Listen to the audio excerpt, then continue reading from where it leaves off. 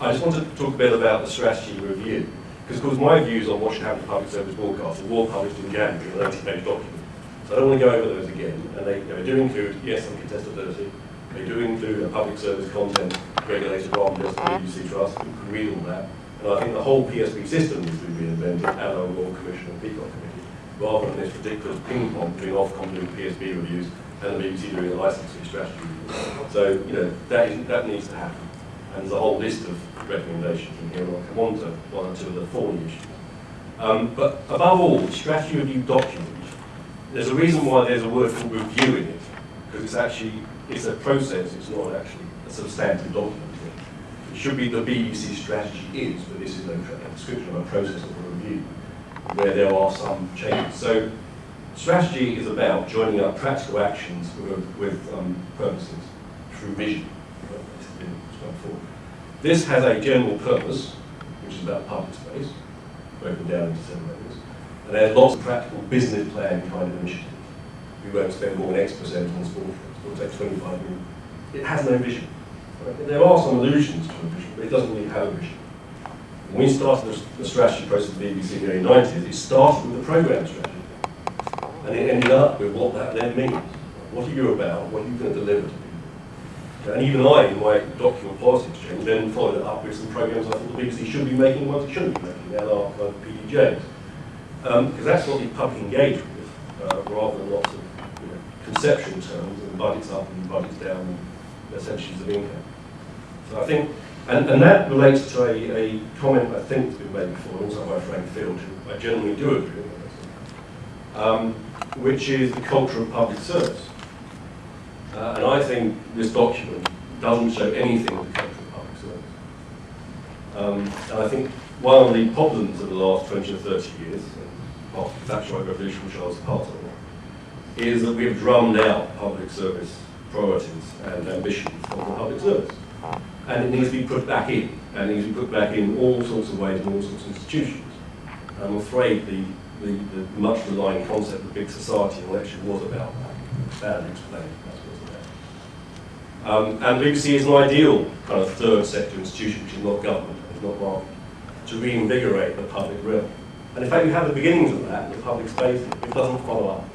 It's not confident enough to follow up as a document. And therefore it relies upon management to speak of, we will take £25 million out of online budgets, we will reduce the domain name. Well, that means everybody in the public. Reduce the domain name, well, half of that. So what would it mean then? Sorry? So what would it mean? What should they have said? Yeah. Well, they should have said, this is what BBC One will look like. And it will be different to what it looks like now, if that's what the case is. This is what BBC Three will look like. This is, my own view is, BBC Three's rationale needs to be looked at continuously, because the BBC is trying to get to young audiences, which is why it's hard to get to. It should never be the case that the BBC runs a service just to get to an audience in order to give them something. They should come to give them something different. And that's why I come with a radical view apparently, that if the BBC wants to get to young audiences, perhaps it should fund a few Training on E4, which already gets to young audiences, and therefore it doesn't have to run a whole channel doing it. And people who say, oh, that's very confusing. Well, so is the fact that the BBC runs S4C News. So is the fact that the BBC co-funds films, which first go into the cinema before they go on to the BBC. So is the fact that the BBC co-produces running HBO and shows.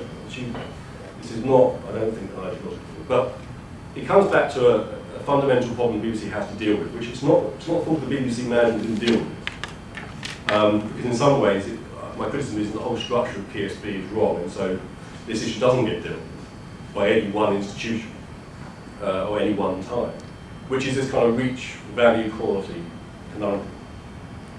Having been at the BBC, because you have this purpose to be distinctive and to have value, because the licence fee draws you towards providing something for everybody, you've got this tension all the time between the two. And unless you're very vigilant about it from the top, and you send a huge cultural message about public value coming first, and reach coming second to control the BBC One, whose next job depends upon them increasing share, so they can then get the next job in the commercial market. And unless you're quite vigilant about it, it will always veer back towards reach. And the reason that the pursue reach is because the license fee is there as a single charge. So I try to suggest about how can you reduce the license fee as a single charge, and how can you deal with the reach conundrum. way to reach London was to fund programs and other channels, not always through your own, to get that reach through things of quality rather than having to spend a lot of money just to get the reach. There was a second option, which I think Greg Clark was heading towards before he produced nothing, which was that you should go to tax funding to stop the regressive nature of licensing. That's why there's a whole BBC back in some sense. It means it has to provide something to everybody. Or you create a two-part licensing, which recognises that people will get a certain basic level of service for a certain amount of channels on BBC. If they want the BBC anywhere, anyhow, at any time, maybe they have to pay something more. So that's a subscription. It works, they top up. It's a second fee, a second additional license based on new technologies. But you have to manage it as a subscription as opposed to a license. Yeah, it'll be a general subscription. So that there are ways of dealing with reach and quality.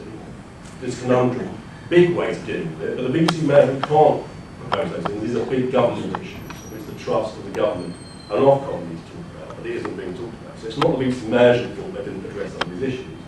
But it is, I think, BBC management's slight fault that there is an absence of vision in this document, and it goes too much from big purpose to business plan, and that's what's missing in the document. And I think it belies a cultural absence of a true and confident belief amongst all the staff of BBC about what they're doing, and why it makes sense to do it, and why, in the end, they may get paid less than their contemporaries in the commercial market for doing this. There's a certain lack of institutional confidence. Which gets back to the Frank's point about English ideas is dead. The BBC is the only place where it survived. I would say actually it's dying in the BBC as well. So did it used to have it, and now it's kind of lost Yes. it? And if it's lost it, why has it lost it? Well, partly is to do with the fact that the BBC, I think partly to do is with macro trends in what happened in the country in terms of the free market wave and then what followed afterwards. And partly due to the fact that so many of the staff at the BBC also work in the commercial sector and going back and forth, which means starts to undermine the whole rationale. And partly because management didn't have the strength of will throughout the last 20 years to keep on the case of the people running the service and saying actually we're about public value first, reach second.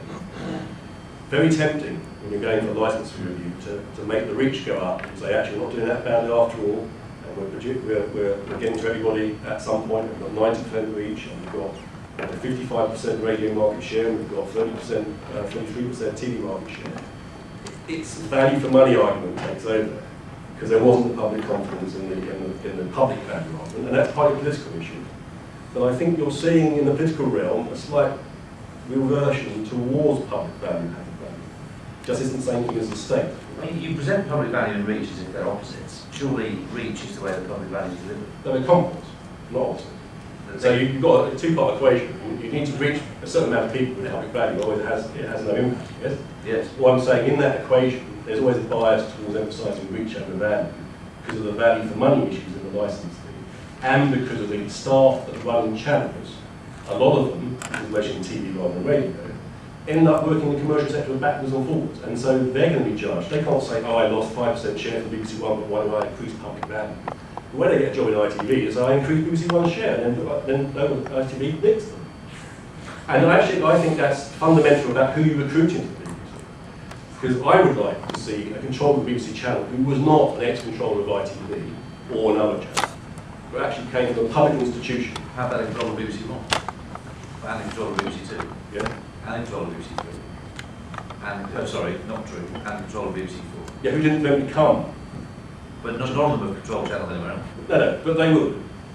Because, no, where do they come from, where do they go? I'm talking about in the past, like the previous... If ITV come and take Janice Hadler, call me last. No, well, exactly, but I'm talking about the previous controls of BBC One, 2, Okay. 3, where they've ended up. Of course, we don't know where they come from. Okay. Rory Keating was the previous. Yeah. BBC Two. Yes, and in some ways, that's what I'm talking about. Rory Keating, yes. Well, I'm not going to talk about individuals here. I'm just going to say quite simply that we've had a history over the last 15 years of people migrating from one channel to the other. We don't know where the next one is going to go. They may go. The whole point is the BBC should broaden out who it looks for to run the biggest cultural institution and the biggest cultural outlets, BBC One, BBC Two, 3 or 4, in this country. And maybe, given that ITV is going in a different direction from the BBC, which wasn't the case 20 years ago, it starts to recruit people in from the public service, the public sector, in the arts, in that area, who have a vision for what public value is, not a vision for a 40% share on BBC One and Saturday night. It's cultural as well as institutional.